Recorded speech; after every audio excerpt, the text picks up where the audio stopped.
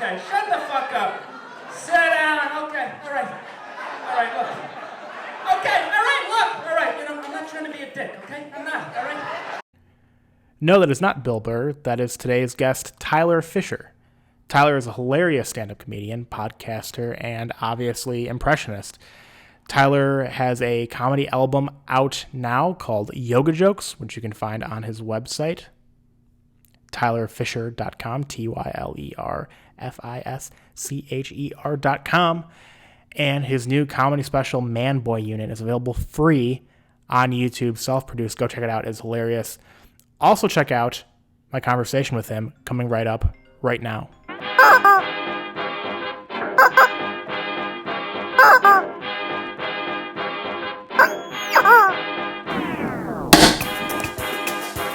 Ladies and gentlemen, Joe Kaiser.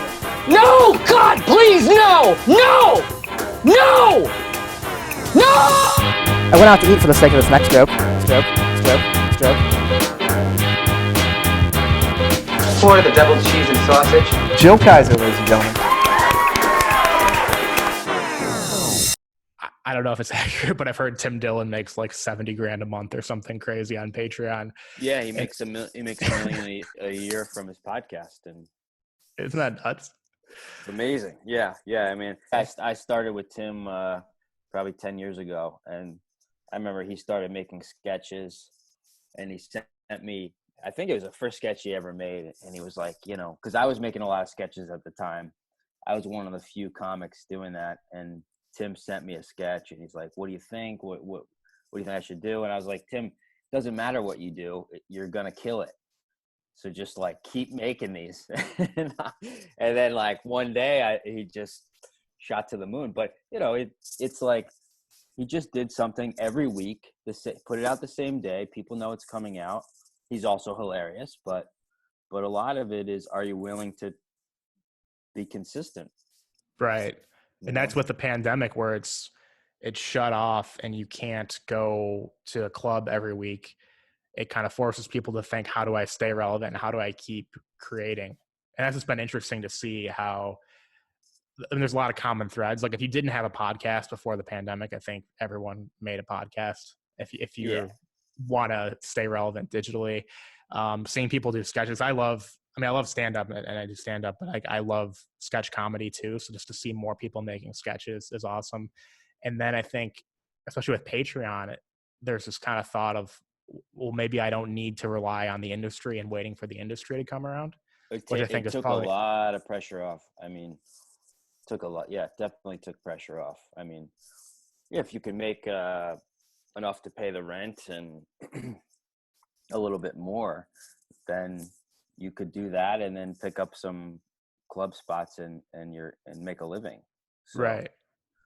It's a positive change, I think. It is. Yeah. And I actually, I've had agents and managers and stuff, and I don't have one right now. And I just started, having meetings with them again. And I think they feel that comedians have this other thing.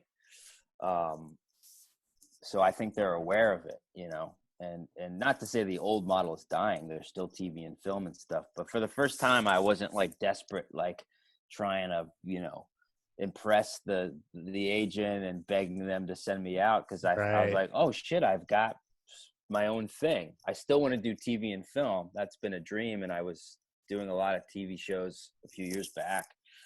But it was a good feeling to not feel like a desperate, piece of shit. Yeah. So how are you because you've done TV before, how are you thinking of it differently? Like your career and looking for opportunities, especially without an agent or a manager now? It's changed so much. I mean, that's the thing. It's like a guy like Tim Dillon, he could have been perfect for SNL, I mean, he's like, I'm not making fun of his weight, but like a Chris Farley, like energy. But he doesn't need to do that now. So I'm kind of torn. Like we're in this transition phase where I want to do TV and film, but it's so cutthroat. And it's like, I had this thought the other day, like maybe I don't even do that. Maybe I just focus on the podcast and put all my chips in that. So I'm I'm kind of like in a crossroads, I guess. Well, it's weird because like SNL, using that as an example, that's such a huge legacy brand that being on the show is still cool. Like if SNL called tomorrow, it's like, oh my, you'd get excited for it because it's SNL. But at the same time, like I haven't watched a full episode of SNL in years, but I see Tim's content every day online. Like he can reach so many more people every single day of the week.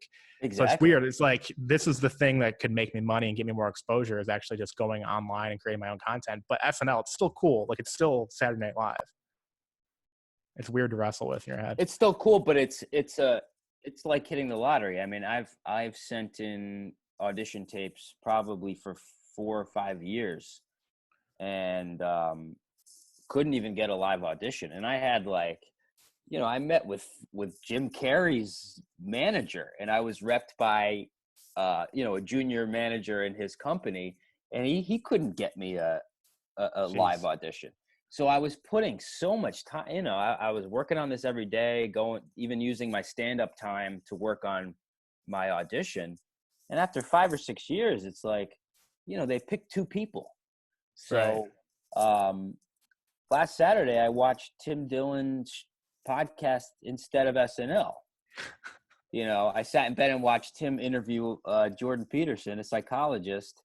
And I mean, that's a huge shift in how things are operating. So I'll try to do both. I mean, I don't, I honestly, every agent I have, they're like, we're going to get you on SNL. Why aren't you on SNL? And then they can't. And this woman's like, why aren't you on SNL? We're going to get you on SNL. I was like, look, I don't care. I don't give a shit. Yeah. It's not, it's like 2 people out of how many cities are there now with stand-up? That's Chicago, LA, New York, Texas. It's like a fantasy. And I think it can cripple comedians to think that that's what they have to do. They have to get on the Tonight Show or late night or go to JFL. I haven't done any of that stuff. None of it. And I don't care. Right. Yeah. Like having those results as a measure of success, like in any field, if you have like one thing fulfills you, I think that's going to set you up for failure. And those things are so SNL, Tonight Show, like those things are so few and far between. And when you really think about it, same with the Tonight Show, Jimmy Fallon, like I haven't watched the Tonight Show in so long. It's cool. It'd be cool to be on the Tonight Show for sure. It's the Tonight Show. Yeah. But when you really think about it, like that's not how you reach people. It's not even how you consume content. I talked about this with Mark Norman a little bit. Like it's weird because hey, comedy. All right, we're really doing it. I love Mark's voice. You had a hilarious moment on your podcast with that freeze frame. Yeah. I gotta shave my beard and get a wig so I can start doing Mark. Doing his impression. I told him I was going to because he's blowing up. I was like, I cornered the Bill Burr. I got to corner the Mark Norman before he gets big. Yeah. He has such a distinct voice too. But I talk about this with him. Like it's weird to have daydreams in comedy. Like years ago, I always thought like just has a dumb daydream. Like one day I'll do a spot on Conan and that'll be like a huge moment and blah, blah, blah. I was like, Conan's show's ending now too. He's got a podcast. Now you want to get on his podcast, but right now it's like you want to be on Rogan or something. It's so weird because then you have to change your daydreams and your perceptions about the industry and about success as the mediums change. It's this very weird time. It's a big shift. Yeah. But I think it always comes down to consistency and be willing to shift, like if I get some heat in some area. I used to do a lot of prank videos, and then I developed and pitched a TV show, and I did that for a few years and did a little less, acting or stand up, but you got to be willing to pivot. And now it's like you're pivoting all the time. But if you've got one, like a Kyle, was it Kyle Dunnigan? Dunnigan. Yeah. He's awesome. Yeah. I mean, Joe Rogan just reposts his videos and they get millions of views, and that alone might launch his career just from getting those reposts from Rogan. So yeah, and you see him on Instagram. You don't see him on NBC. so it makes me wonder if like there could be sitcoms straight to YouTube, straight to IGTV at some point. Like, I think we're just constantly reinvent. Like you just said, you pitched a show before. Like at some point, I think someone's just going to make a sitcom on their own. Yeah, and I used to put these prank videos out, and they would get, sometimes millions of views, and I would get a feature on the Today Show. They would just reach out to me, say, "Hey, can we show your video?" Like I pretended to be a therapist in IKEA with a hidden camera, and I just helped couples, like keeping them from breaking up. And I got like a minute-long feature on the Today Show, and but then networks started reaching out to develop this as a show, and I spent years writing pitches and pitching it, and the odds of getting a TV show are like 0.05%. So right, yeah. If I could have gone back, I actually would have just kept putting out more stuff on YouTube until you're at a place where you don't need the network. Right. That when you really think about it, like the shows that get on the air and get canceled after a season, that's still a success, because getting a show on the air is so hard to do. And there are comedians who are in talks with networks for years, or talks with their manager for years, just trying to get the idea off the ground. The fact that if you got a show on the air for like 2 seasons, and even if it flopped, that's a huge success to get that far. People don't realize how hard it is. It is, but if it's not a major network, you do one season. Like I know there was a sketch show, Jermaine Fowler and Kevin Barnett and a bunch of guys. It's like all the next up and coming comics. They got one season of a sketch show. It flopped. Nobody watched it, and they didn't really make much money. So they put years into that. And I know somebody on the show that's like, I kind of took a loss for how much time I put into it. That sucks. That even says more than about the shows that are on the air for 6 or 7 seasons, knowing how many other shows didn't get to that point, didn't get to 2 seasons, didn't get to 1 season, didn't get a pilot episode. There are so many ideas going out there. Yeah. Yeah. I think there's a lag with the reality of where things are at. And it makes sense, because the dream of the Tonight Show and Johnny Carson, like bringing you over to the couch. I think a lot of comedians still have that, but I think we're like a few years behind the reality of what's happening. And this agent I met with, she's like, you can't make money doing a podcast or doing an album. And I was thinking, the living I'm making right now is from my album I self-produced, my podcast, and getting a few corporate Zoom shows here and there. It's amazing that anyone would still say that you can't make money doing a podcast. Even if you didn't make money right away, it's exposure. Yeah, exactly. And it's practice. It's like you get to, that's one of the reasons I do my podcast. I get to flesh out ideas for an hour. When I'm, in New York, you only get 10 to 15 minutes on stage. They're all showcase shows. So you don't really get, and then the club owners in the back and like Seinfeld will walk in. So you don't get this chance to really like, dig into the material. So that to me, that's one of the that's better than money as far as doing the podcast right now. Totally. Yeah. All the digital mediums can be practiced. We put out sketches, podcasts, even just tweeting stuff out to like hone your joke writing. When did you, what was the last year like for you? Like, was this when you started to think about all these things, or like, have you been thinking about it for a while? Yeah, I've been thinking about it for a little while, just seeing, especially being in New York and seeing a lot of these guys and women just like kind of get famous overnight.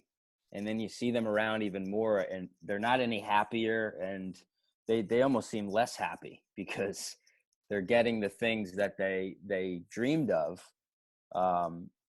So I realized like, I need to build up the other parts of my life, because if I get the show or this or that, at the end of the day, if you don't have, good friends and a family. And so I actually kind of pulled back and started working on those elements of my life over the last few years. But then the pandemic hit, and I was just like, I hosted at the Comedy Cellar right before. I won a big competition, New York's Funniest. I got into the stand. I was up every night at the best clubs, and then that was taken away, and I was like, oh shit, I was very reliant on that, that validation. Right. So to me, it was a blessing, aside from, the loss of life and, Right. normalcy and stuff. I needed it. Like, I absolutely needed that time to create things that you wouldn't lose. Let's say a comedy club stops booking you, or your agent drops you, or the show you pitch. Having something on your own where you're pulling in money and you have fans that are just going to be there is so valuable. It makes everything else, and now I'm slowly getting back into the clubs and booking, getting back into booking dates and stuff. And there's a lot less pressure. Right. Yeah. And you own that content that you're putting out. And like, I think for creative people, it probably forced them to be even more creative just because you had to do something. It's almost like a fire. Like you jumped out the window of the fire. It's like, how'd you jump out the window? It's like, it's my only option. Like, I got to do something. I got to make a podcast. I got to start a sketch show. I got to do something. But at the beginning, like, obviously we didn't know how long it was going to be. We didn't know what it was going to look like. Were you optimistic then too? Or what was like the shock when all of a sudden the comedy clubs are closed, the whole world's closed, and you're just stuck at home and there's nothing really? Oh yeah. I mean, I panicked, and I actually had COVID. So the night things closed, I had it pretty bad actually, but I had it around the same time. March 12th or something. And, I had just gotten into the Stand, which is one of my favorite clubs. And I was hosting on the weekend. So I called them and said, hey, can I take over your Instagram page and I'll host shows from my house over Instagram. And I was doing that when I was like death ill, because I was panicking, like, it was just so the thought of stand-up just ending was terrifying. It was pretty rough. I was in a full-blown panic for a few months. And then started doing some animation videos, and that was a little too much to do a weekly animated podcast. So inevitably I did what I probably should have done the whole time, which is just start a solo podcast and a Patreon. So did that force you to do that, or were you? Yeah. Okay. Yeah. I mean, I know I should have been. I knew someone told me about Patreon like 6 years ago, and they're like, you should start this. Like, I have a good fan base in New York. It really took the pandemic to force all that. I never would have done it. It's weird how that works. It's Yeah, it was like a rock bottom. It was like a career rock bottom type of thing. Yeah. So yeah, you have to figure something out, especially when these like institutions that you're leaning on, and not just in comedy, but I think this is true for anyone that had to go through like a career change or something during the pandemic. Like, just using comedy as an example, like you're leaning on the clubs, or maybe if you're in TV, you're leaning on the networks for your career, and all of a sudden, if it shuts down, you can't film, you can't do sets at a club. It's like, what do you do? If you're a creative person, you're gonna figure it out somehow. Yeah, you're gonna stop doing it, or you're gonna figure it out. But I think it was not a big part for me was not worrying what other people thought about what I was saying or making jokes about. Some clubs, people are terrified that they're gonna get kicked out if they don't like stay in the lane or the vibe of the club. And that's paralyzing for your growth. So I was like, okay, now I can actually talk about what I want to talk about, explore other, I was doing a lot of impressions and stuff, which I love, but like, I have a pretty dark, sick sense of humor that never really matched my image. So like when I would try it and people would be like, stop. Like I remember I did a show in my neighborhood. Everyone knew me. The bartender knew me. I started doing a joke about being uncircumcised, and the bartender goes, "Stop it. No, Tyler, no." And so, I needed the podcast where nobody was trying to shut me down. I'm kicking myself for not starting it 10 years ago, but it's just how it. Well, no one knew though. Nobody knew. Nobody. Yeah.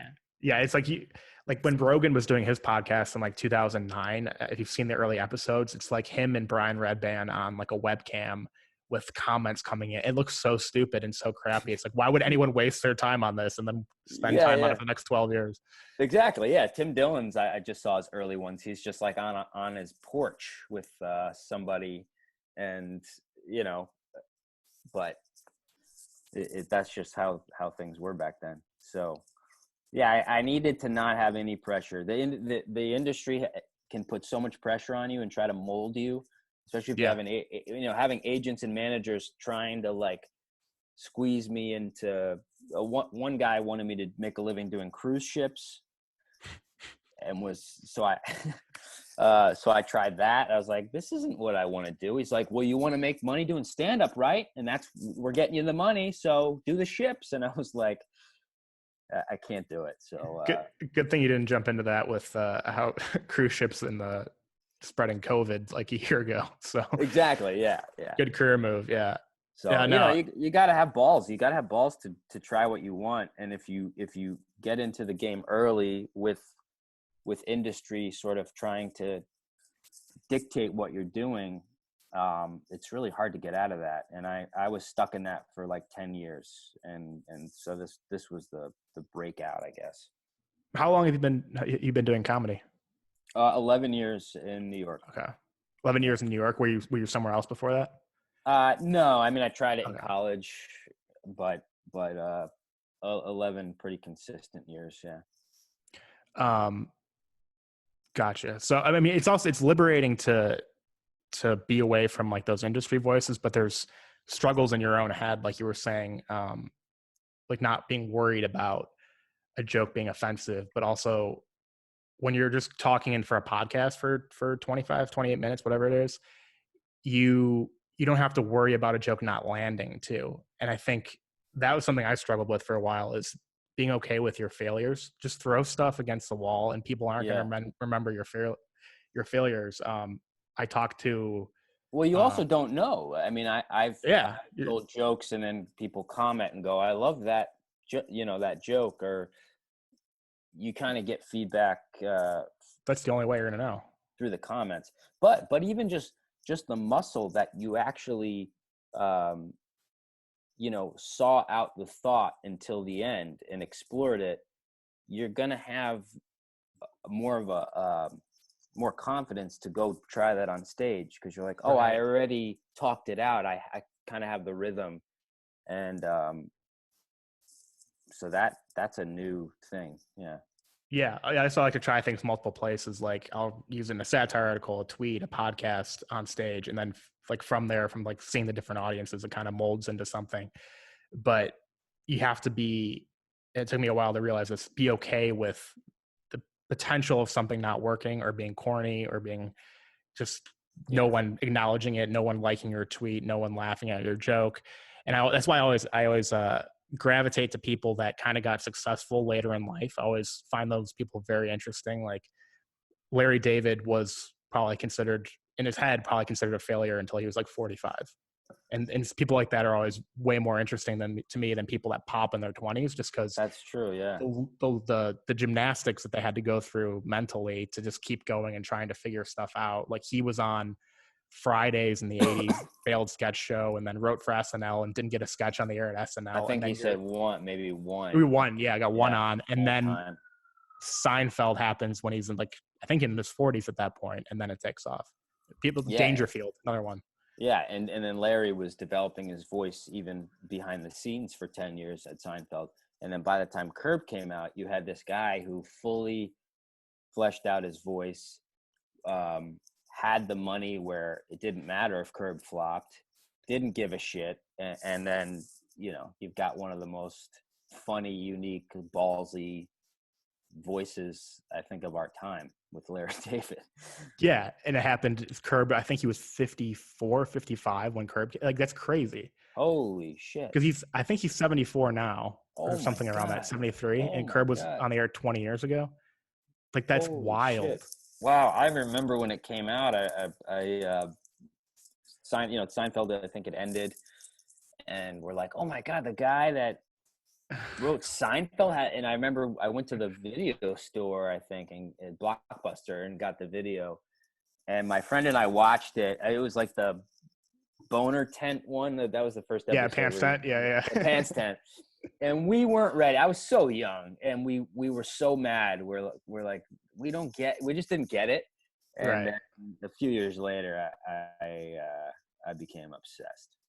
Yeah, and that's a good reason. Like, that's one of the biggest comedic influences on me, probably, and somebody I look up to not get caught up with like comparing yourself to somebody else, especially with like where you are. Like, everyone's on a different track, like, and their career develops differently. You can't be like Bo Burnham popped when he was 18, and like, I haven't done anything yet. Like, those kinds of things, those thoughts probably creep into everybody's head, but they're so dangerous to being happy and also trying to be successful. If you start comparing yourself or looking around and seeing who gets what and thinking like, am I falling behind, kind of thing.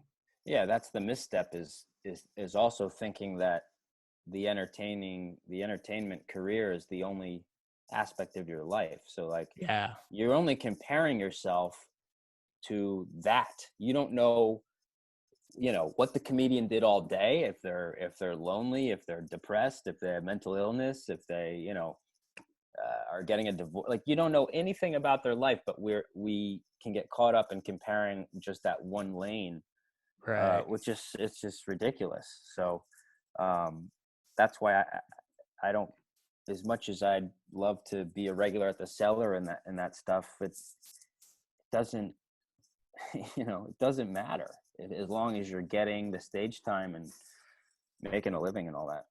Yeah, that's why that was interesting. You said that you kind of took a step back a couple of years ago, to think about those other things in your life, and like, kind of, I mean, you have to develop in other ways than just as a comedian. Like, I took almost 2 years, not 2 years off, but 2 years of like very little stand up a couple of years ago, just to like focus on some other things. And I, after the fact, kicked myself for a little bit, but then realized, like, if I didn't take the time to step back and get some perspective on other things, like, I'd just be like a much more immature person and not have as much wisdom. You might not be able to handle it if something big comes your way.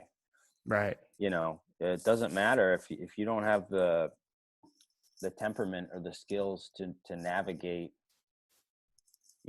whatever it might be, getting a regular on a TV show or something. I mean, I see people destroy that all the time, and I certainly would. If I got on SNL when people wanted me to 5-6 years ago, I would have blew it.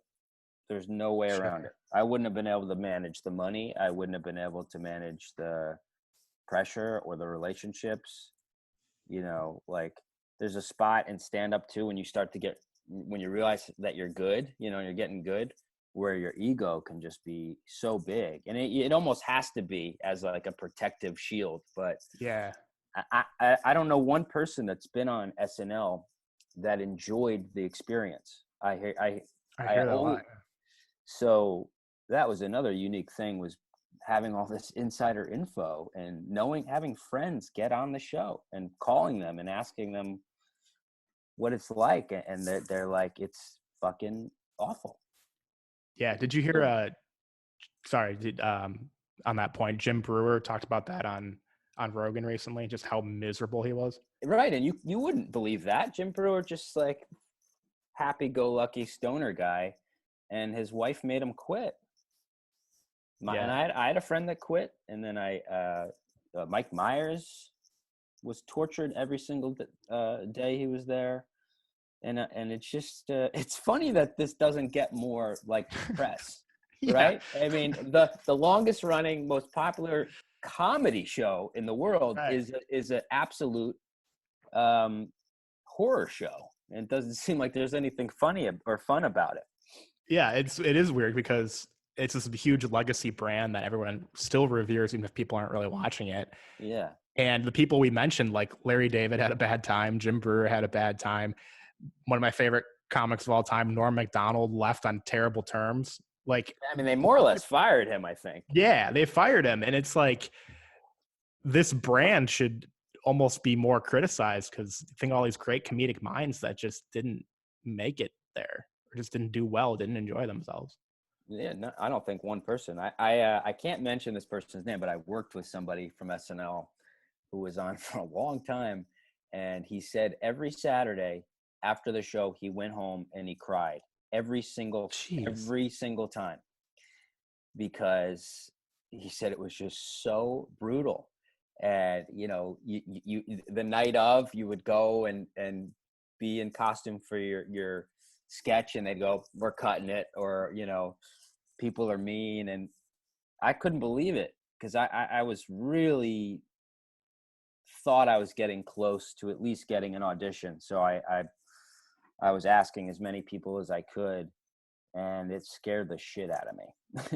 Because you knew that reputation already? Yeah. I mean, I talked to my peers who were in it and either quit or hated it or were crying, or, like, Jeez. it sounds like everyone's living with an alcoholic partner.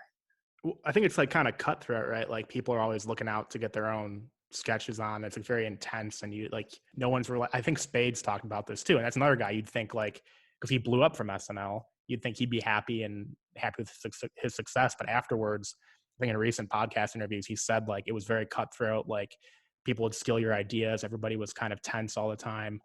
That's just like just a bad work environment. That's not something that somebody should strive for. Yeah, was it Spade who said somebody would come into their office and actually look on their idea board, and I think it was him. Yeah. And actually take the ideas. And so yeah, it's like we're possessed by it. And I think that's why when an agent or manager comes along, that's their first idea, is like, you're a comedian, you do impressions, let's get you on SNL. And I'm at the point now where I could say, I don't want to do that. It's kind of liberating, right? It is. I had to stop this agent on the phone the other day and say, let me stop you there.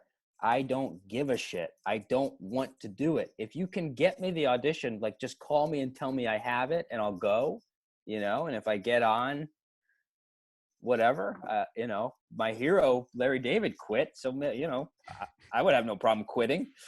But yeah, it was the best feeling I think I've had ever with an industry person, to say, I don't care.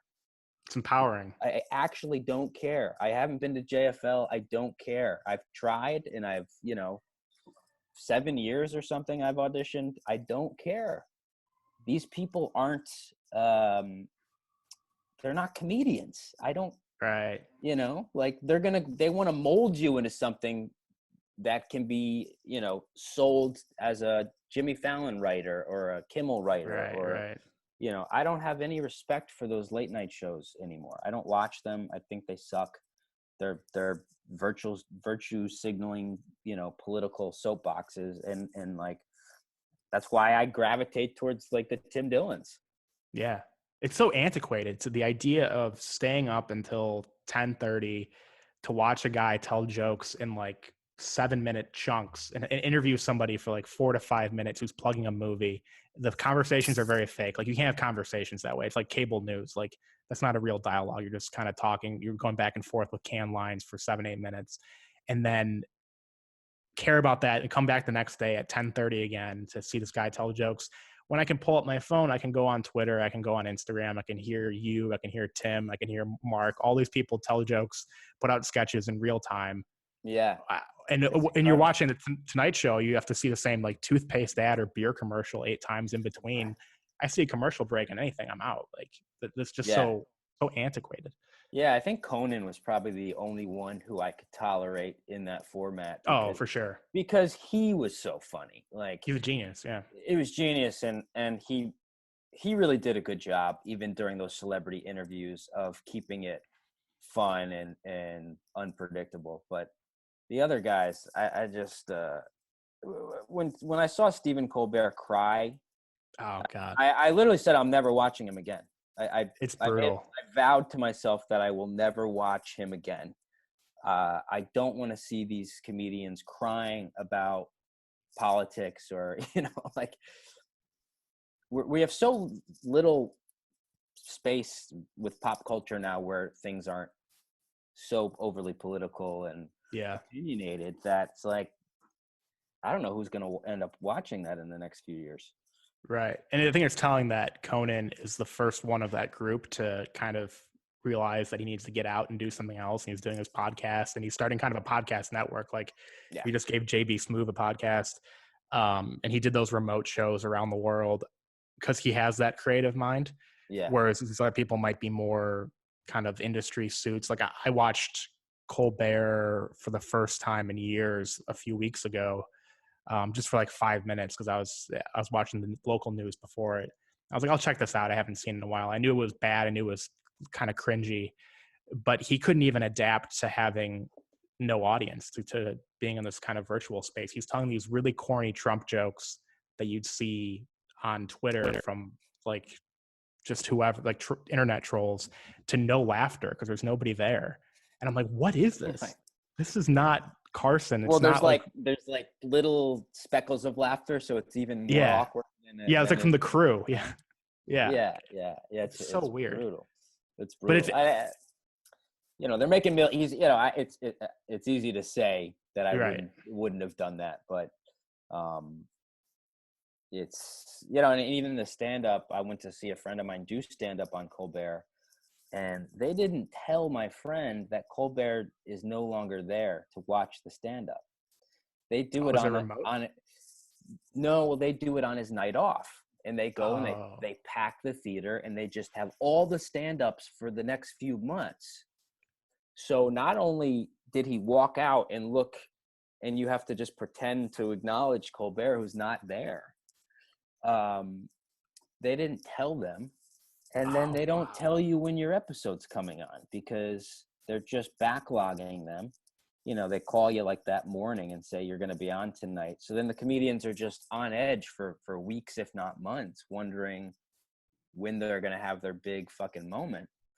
And I thought that was disrespectful of Colbert to do that, because that's the exciting thing. You're on stage with your hero, Carson or whoever it might be, and then they're done and they don't know what to do, and a stagehand comes and just walks them off stage, and so it's awful. Not what it was. That big moment now too isn't people tuning in to the show. I think it's more the YouTube clip, which is kind of funny. Right. So if you can, I've put jokes online that have gotten millions of views, and I thought, why am I spending months working on a 5-minute set to send Colbert over and over? I worked with the Jimmy Kimmel booker for 6 months, if not a year. Just constantly refining my set. I would do, I'd do like a Woody Allen impression, and then she'd go, "Oh, you can't do Woody Allen because he's too controversial." And then I would do like, that's the point. I would do an Owen Wilson, and she'd go, "Well, Jimmy's friends with Owen, so he might be offended." And I was like, "What the fuck am I doing?" Like this was like a year of my life. And then I get an email from her. I thought we had the tape ready to go, and she said, "Oh, we're actually not doing stand-up anymore on the show." And I wanted to blow my fucking brains out. And I was like, wait, my stand-up clips are getting more views than my set would get on their YouTube page, and I wouldn't even own it. So as cool as all that is, and it's a notch in your belt, and if you get the opportunity to do it. But like, we are way past that being necessary. All that time spent you spent talking with the Kimmel booker too. Put that all together. That's creative energy you could have put into something else. It was about 8 years of like that. It was like talking to her, then talking to the agent for the JFL set, and then getting the SNL tape together, and it was like just trying to figure out what other people wanted my comedy to be. Yeah. And you don't realize it probably at the time that that's what's happening, right? Yeah, exactly. So I got a good hour of material out of those few years that I taped, and just did my own special. I guess it was a year and a half ago, just to kind of like tie up that portion of my life, my stand up. I mean, it's got to be empowering to realize you don't need all those people, you don't need all those things. Was SNL like the big goal at a point though? Like, was that the thing that like you were chasing? Never. It was never a goal. It was, going from a kid and watching fucking Adam Sandler and Dana Carvey and seeing Wayne's World, you can't conceptualize that you could be, that was the most mind-blowing show for a kid to watch, Wayne's World or Chris Farley. So it wasn't even like, it wasn't even in the realm of, I never even thought about thinking about doing it. So right. You get to New York and someone says, do you want to try to audition for SNL? It was like, what are you even talking about? Yeah. So I just started, I think I didn't even do impressions. And he said, you need 5 impressions, 5 characters. So I came up with them, didn't get it. The next year, we need 5 new ones, came up with 5 new ones. And then like, I took one of the impressions and made a video. Like I did a Bill Burr impression, and then that thing got hundreds of thousands of views. And I started to realize like, oh, I can use these impressions for my stand-up or for my sketches, and I don't need SNL. It was good to shoot for that because now I've got 50 impressions. Sure. That I can pull out. So that kickstarted you doing impressions? Oh yeah. I mean, I only had maybe 1 or 2, but it wasn't like, I just wanted to do stand-up. I didn't want to be an impressionist. So the problem was having these like really big industry people say like, I'm gonna get you on SNL. It's like, you want to believe him, right? It's like, yeah, like Michael Jackson, talking to those little fucking 10-year-olds being like, oh, you're gonna be the next famous dancer or whatever. It's like, yeah, I'll suck your dick, do whatever you want, I don't care.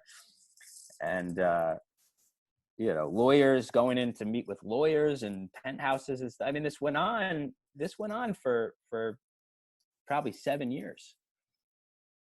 And then eventually I was like, guys, I don't think they want me on the show, and that's fine, but like, what are we doing?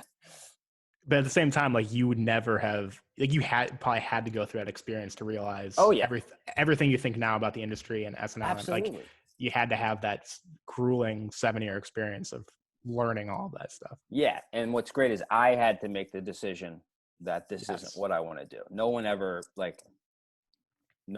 threw in the towel or said like, let's work on something else. Right. So that's really it. It's like, knowing what you want to do is crucial. Yeah. And it takes a long time to really learn that. And you can't kick yourself and say like, why didn't I think this like 3 years ago? No. Everything that happened. No, because I mean, I do Bill Burr's voice on the radio, and I get paid to do his voice all the time. He just saw my impression and talked about it on a podcast. I saw that. That was just like, that Bill Burr impression was because I needed a 5th impression for SNL, and I was desperate, and I literally pulled it out of my ass. And like, so I've made a lot of money and had a lot of fun jobs from the impressions that were just for those auditions. I was going to say, do you enjoy the impressions now? Because I feel like that's what you're really killing it with Bill Burr shouting out and stuff. I always enjoyed them, but I enjoy them even more now because I'm not doing them for these SNL tapes. They're just like, if I want to try a new one or, have a new idea, it's more fun because it's for people, fans or whoever on the internet who might see it. So that to me is way more fun. Yeah, because like your Trump is good, your Owen Wilson's good. Like, I always assume like you just had like a real passion or like a knack for him, but it's funny to hear like it actually came from kind of a failure that developed a skill for you. That's oh, absolutely, yeah. It was just like pressure, and but they're fun. And here's the thing: I never know I can do them. Like I never. Yeah. I'll see somebody do an impression, and I'll go, "Oh shit! I wish I could do them." And then I start toying with it. And I tried doing Trump for maybe a year and couldn't do it, and I stopped doing it. And then like, I don't know what happened, but It's tough. Like I think the hand motions are easy. Like, and once you do more of that kind of stuff, it's the it makes sniffing really like voice, that. Yeah. I actually like I have like some deviated septum, so like that kind of helped because like I just got the sniff just happened by accident, and then frankly it just came out. I don't know what it is, but it's and I I just figured out a way to bring it back on stage because people in New York started to like really reject it when I would even do that's his voice, kind of good, which I was guess. funny. Yeah. Well, no, they didn't like I had worked with Trump impressions, and then after he after Biden won, they kind of just didn't even want to hear it. So now I'm working on finding a new way to do him that people actually want to hear it. That's challenging because there's a point, especially in New York, anywhere, any comedy club in the country, where 2017, 2018, you're going to get like 15 Trump jokes on any lineup. Yeah, It's a huge shift. Yeah, I pretty much now just say like, it's crazy that we just like he disappeared from history, but he's kind of like tattooed in our brain, and we're used to him commenting on everything. So then I do crowd work as Trump, basically. Oh, that's good. That's funny. And that seems to be the sweet spot. I want to be sure to ask you, what was your reaction when Bill Burr shouted you out? Because you didn't think he'd like it, right? I knew he'd like it, but I knew he was so self-conscious about his voice. He doesn't like listening to his voice. So I heard from his friends that said he won't be able to handle it. Like he's gonna have a hard time listening to it. So I didn't care. It kind of took on a life of its own where people became really obsessed with whether or not he had heard it. And that's gone on for about 2 years now. And it's funny because I like Bill, but I had only seen like one of his specials and I had never listened to his podcast when I did the impression. So every night, has Bill seen it? Has he seen it?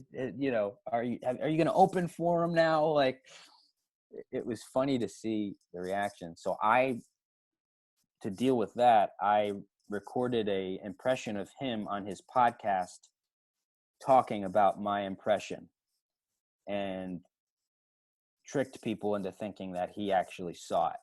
That's funny. And then that took on a life of its own. And then, so by the time he actually saw it, it was like, unfortunately, it kind of lost its pizzazz because, right. It was still cool. It was really cool. But he someone I know texted him right after, and he goes, "It was great, but I can't handle it." I get that. Yeah. I mean, no one wants to hear the sound of their own voice. Yeah, I mean, somebody else. He's I gotta call him out. He's a little bit of a pussy because, like, most comedians, Jerry Seinfeld goes on the Tonight Show, and Jimmy Fallon does Seinfeld to him. And then I noticed Bill Burr actually does a lot of impressions. I just started listening to his podcast, and he makes fun of people's voices and does impressions of his comedian friends. So I'm gonna say it. That's true. He's a pussy and a poor sport, because I could have gone on the podcast and done the impression with him, and that would have been, he would have helped us a little fish, So it would have been hysterical too. Yeah, no, I think that took off just because, like, I know there are plenty of people that do Trump, that do Owen Wilson. Like you do him extremely well, but like there are certain people that impressionists always kind of go after. Christopher Walken. Right. Matthew McConaughey. I don't know anyone else that does a Bill Burr impression, and if there is, no one can do it that well. And I think that's why. Yeah. Oh, definitely. That definitely helped. Yeah, I haven't heard I actually haven't heard. I've heard a couple people try, but I don't think there's anyone else. So that's just, I got lucky there. Yeah, it's And, finding and something unique. if somebody comes along and does it better, then it's theirs, you know. No, it's awesome. I don't want to take up too much more of your time, but you mentioned the special. Did you self-produce and release that? Yeah. I rented a little theater and packed about 100 people in for 2 shows. The original idea was to do it for an album, the album is out. It's called Yoga Jokes, and I thought, let's just have somebody film it as well. And thank God I did, because the pandemic hit and I was like, oh shit, I can now re-release it as a special. So, it's kind of like my first 8 years of stand-up are that special. So that's called Man Boy Unit, and it's on my YouTube page for free. That's awesome. That's perfect timing, oddly, because like Mark Norman, Sam Morril, Joe List, Sarah Tolmash, like a bunch of people just release specials on their own at a time when people are home most of the time, and I think hungry for content. And it's, even if it's not planned that way, I mean, how can you really, besides Sam did the specials on the roof, like how can you plan it that way? That's the perfect time to release something, I think, for free. Yeah, and I it was like a little premature, I don't do the road really that often. I'll go headline a place here or there, but so I never really got to work the hour for the year. It was just, Sure. That was like the first time I actually done the hour was for the album. But I was like, I talked to Norman and stuff, and they're like, just put it out, just do it. So, I mean, what's the worst that can happen, really? yeah, otherwise a lot of people, including myself, would just thought, oh, I'll just wait until I get a Netflix special or something. And like, again, you're playing the lottery with that kind of dream. Yeah, you have to either have a ton of fans or check some kind of boxes like a minority, or like there's so many different variables. Mark, Sam, Sarah, none of them were able to get a Netflix special. And that was almost very telling, but almost scary to me to be like, okay, if they can't get a Netflix special, that something's wrong. But I mean, to go back to what we were talking about at the outset, like the point that people are realizing is like, why wait? You have Patreon, you have YouTube, like why wait when there's nothing stopping you from creating content right now? Yeah. And I remember talking to both Mark and Sam and saying like, because I know obviously they were let down. They didn't get the Netflix thing, but I was like, you're going to be so happy that this was the route you took, because, getting 6-7 million people to watch it on YouTube, each one of those people can write a comment and have a direct conversation with you. You're going to strengthen your fan base 1,000 times more. Yeah. That personal touch makes them more dedicated fan to you. If they like the special, they comment, hey, I liked it. You comment back or like the comment, like, then you have a fan and you own that content too.